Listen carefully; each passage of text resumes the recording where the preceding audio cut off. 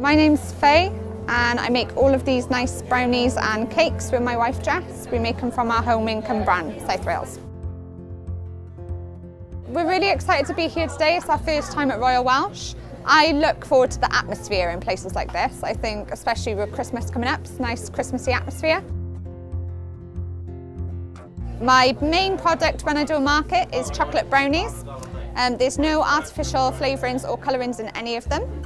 These are the blondies, so they're like a white chocolate version of a brownie. Cherry Bakewell is my absolute dream out of everything we make. It's my favourite. These are all the gift sets and our salted caramel sauce. They're very popular. I normally eat mine with a spoon, or you can put it on your ice cream, waffles, pancakes. I use it in all the baking, and yeah. So we're just looking for a good sellout, basically.